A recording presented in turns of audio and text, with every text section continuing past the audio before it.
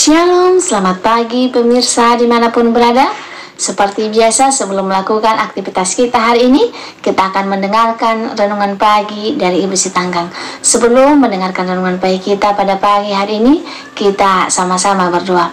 Bapa yang baik yang bertahta dalam kerajaan surga, kami mengucap syukur Tuhan berberkat yang boleh kami rasakan sepanjang malam istirahat kami hingga pada pagi hari ini. Sebentar Tuhan, kami akan mendengarkan firman-Mu melalui renungan pagi. Kiranya Tuhan menjamah hati dan pikiran kami, sehingga apa yang kami dengarkan kami mengerti dan kami lakukan dalam kehidupan kami.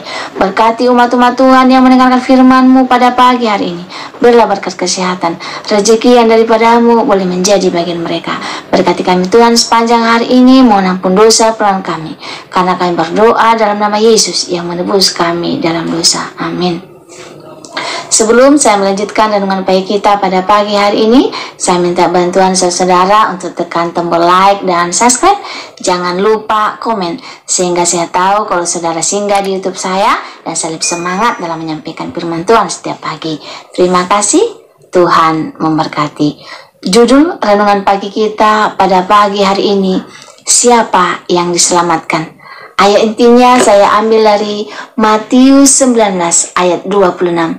Yesus memandang mereka dengan berkata, bagi manusia hal ini tidak mungkin, tetapi bagi Allah segala sesuatu mungkin. Bagaimanakah cara memindahkan sebuah gunung? Sampai sekarang tidak pernah ada orang yang melakukannya. Apalagi jika cara memindahkannya hanya dengan sebuah perintah.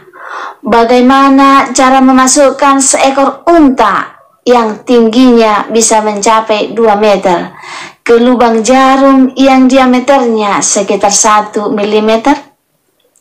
Namun itulah pengibaratan yang disampaikan Yesus saat berbicara tentang memerintahkan gunung untuk berpindah. Ia sedang berbicara tentang sebuah kemustahilan atau hal yang sama sekali tidak terpikirkan. Maksud Yesus adalah Tuhan bisa melakukan yang begitu mustahil dan tidak terpikirkan. Tapi apakah kita mau beriman pada kuasanya? Bagaimana dengan unta masuk ke dalam lubang jarum?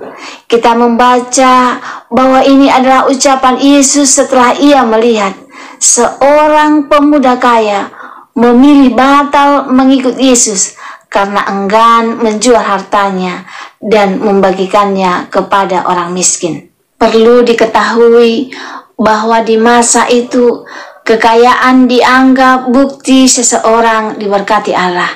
Apalagi pemuda itu mengaku sudah melakukan seluruh hukum Taurat. Para murid mungkin berpikir hidup kekal akan ia dapat dengan mudah. Namun setelah pemuda itu menolak perintah Yesus, Yesus pun berkata, lebih mudah daripada seorang kaya masuk dalam kerajaan Allah. Kita bisa maklum jika para murid kaget dengan jawaban itu. Jika orang yang hidupnya begitu sempurna saja tidak mungkin, apalagilah mereka. Memang ada tafsiran bahwa lubang jarum ini bicara tentang satu pintu di tembok Jeriko, tapi tafsiran itu masih diperdebatkan. Maka lebih baik kita lihat ke Alkitab. Jika dibaca kembali, poin utama ucapan Yesus sebenarnya bukan tentang orang kaya dan orang miskin, tapi justru pada jawaban Yesus ini. Bagi manusia hal ini tidak mungkin, tetapi bagi Allah segala sesuatu mungkin. Iya, bukan kekayaan, bukan perbuatan baik, bukan juga usaha kita yang membuat kita diselamatkan. Hanya anugerah Allah yang memungkinkannya. Tepat jika Yesus berkata, carilah dahulu kerajaan Allah dan kebenarannya, maka semuanya itu akan ditambahkan kepadamu. Matius 6 ayat 33. Arahkanlah hidup kita pada kehendak dan perkenaan Kristus. Apa yang kita punya atau yang kita lakukan tidak bisa menyelamatkan kita. Hanya karena Kristus kita bisa diselamatkan.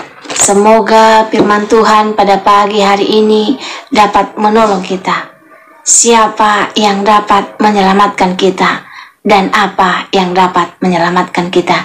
Jika saudara-saudara merasa terberkati dengan firman Tuhan pada pagi hari ini, saudara-saudara boleh share di sosial media kamu, sehingga banyak umat-umat Tuhan yang tahu bagaimana kita mendapatkan keselamatan yang daripada Yesus. Sebelum mengakhiri firman Tuhan pada pagi hari ini, kita sama-sama berdoa. Bapa yang baik yang bertata dalam kerajaan surga, kami mengucap syukur Tuhan berberkat yang boleh kami rasakan melalui firman-Mu renungan pagi pada pagi hari ini.